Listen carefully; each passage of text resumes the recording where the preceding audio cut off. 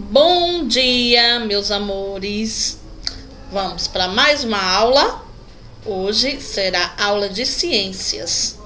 Peguem aí o caderninho 1 na parte de ciências e abram o livro na página 4. A tia vai esperar um pouquinho, viu? Então pegue o livrinho de ciências do caderno 1 e coloque na página 4 para a gente começar nossa aula de ciências. Outra coisa, essa aula de ciências, né? Nós temos as atividades de aula e temos as atividades de casa que vai anexado junto com esse vídeo, certo? Com essa aula. Vai a agendinha com as atividades de aula ou de casa que vocês vão realizar, certo? Vamos lá. Diferentes ambientes terrestres, né? O que a gente vai estudar hoje. Então, existem vários tipos de lugares, né, terrestres. E o que vem a ser ambiente? Então, tia, o que é ambiente? Ambiente é tudo aquilo que faz parte do meio em que vivem os seres vivos e estão as coisas, né? Então, toda parte, né, onde vivem os seres vivos, os animais, né, as coisas, as casas, é chamado de ambiente, certo? Então, a sala de aula é o ambiente em que se estuda e se aprende, não é isso? Então, a sala de aula é um ambiente. A sua casa é seu ambiente de moradia. A floresta é o ambiente em que muitas plantas e muitos animais vivem. Já um rio é a moradia de peixes, algas e de outros organismos. Mas o que esses ambientes têm de diferente? Então, vamos descobrir? Ambientes naturais e ambientes construídos. Então, vamos observar os ambientes representados aqui na figura. Esse primeiro ambiente aqui é o quê? Uma cachoeira com vegetação, né? Aqui é o quê? Uma rua movimentada de uma grande cidade. Então, nas imagens acima, vemos dois tipos de ambiente. Um deles é uma cachoeira com vegetação preservada, ou seja, é um ambiente natural. Então, esse primeiro aqui é um ambiente natural, ou seja, que não apresenta componentes construídos pelo ser humano. Então, o que leva a gente a crer que aqui é um ambiente natural? Por quê? Porque não tem nada que foi feito pelo ser humano. A cachoeira foi feita pelo ser humano? Não. As pedras foram feitas pelo ser humano? Não. As árvores foram feitas pelos seres humanos? Não. Então, com isso, nós sabemos que aqui é um ambiente natural, não é isso? Então, as matas fechadas, os campos naturais, os rios e os recifes de corais são exemplos de ambientes naturais. Tia, e esse ambiente aqui? Esse ambiente aqui é um ambiente construído. Por quê, tia? Porque foi construído, feito pelo homem. Os prédios foram feitos pelo homem, as ruas, não é isso? As calçadas, as casas, o semáforo, né? O trânsito, os carros, tudo isso foram o quê? Construídos, feitos pelo ser humano. Então, aqui é um ambiente natural e aqui, essa figura é um ambiente construído. Tia, natural, por quê? Porque não apresenta componentes feitos pelo homem. E construído, porque apresentam componentes, né? Elementos feitos pelo homem. Vamos agora para o desafio. Não é isso?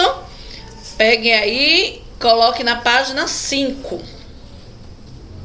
Então é só virar a página que vocês vão encontrar a página 5. Bora lá. Observando as duas imagens da página anterior, responda.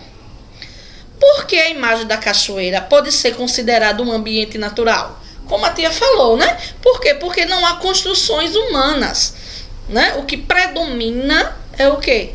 É a natureza. Então, tudo que está naquela primeira imagem faz parte da natureza, né? Como a cachoeira, né? A mata, né? Tudo isso faz parte da natureza. Letra B. A imagem da rua movimentada representa o ambiente construído pelo ser humano. Identifique as construções humanas observadas. Então, o que é que está na figura 2, né? Que dá para a gente perceber que foi feito pelo homem. Bora lá. As ruas, os carros, os prédios, as casas, as bicicletas e etc. Essa atividade é para vocês fazerem, viu? Eu sei que no livrinho de vocês não tem espaço, né? Mas vocês podem fazer exatamente como está aqui, viu? Aí diminui mais as letrinhas e responde aqui, certo? Bem assim é o caso da letra B. Então, o ambiente ele é transformado de acordo com as necessidades humanas.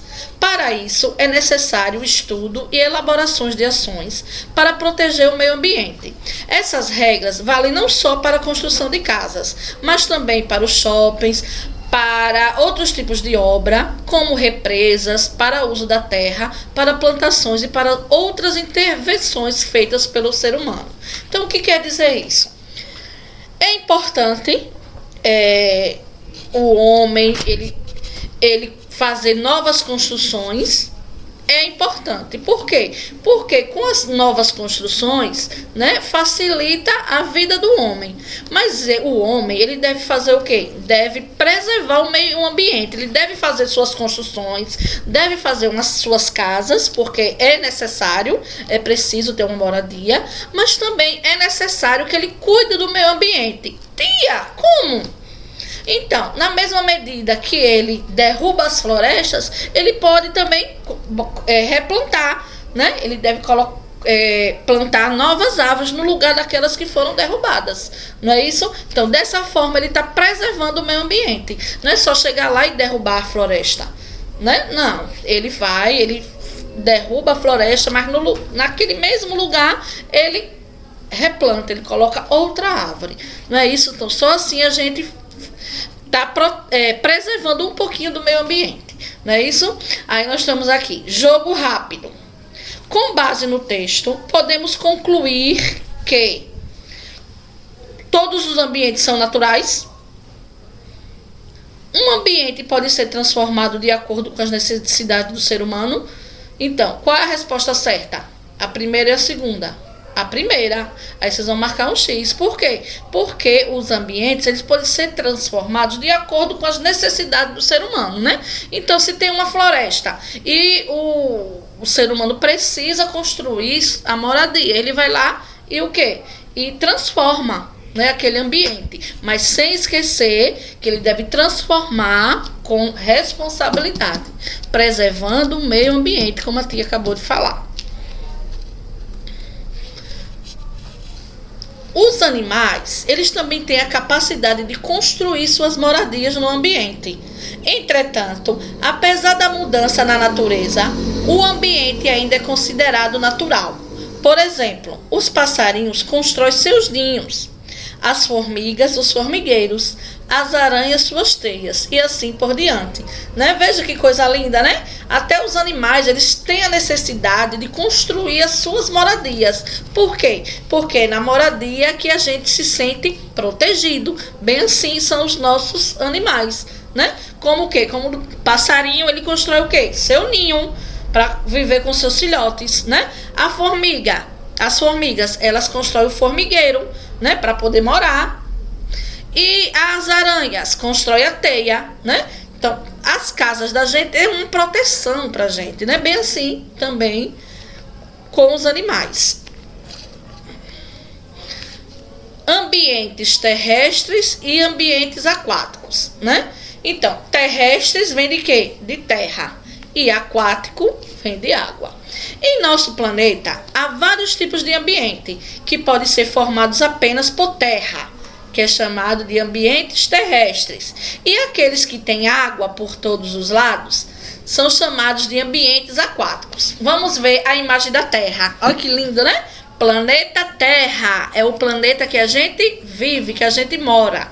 Na imagem, cada cor tem um significado. As brancas, né, as mais claras, ilustram o ar e as geleiras. Então, toda a parte branca aqui significa o quê? Significa que é o ar e as geleiras. A cor azul representa as águas. E as demais cores representam os continentes, né? Que são a parte terrestre do planeta. Então, vamos fixar.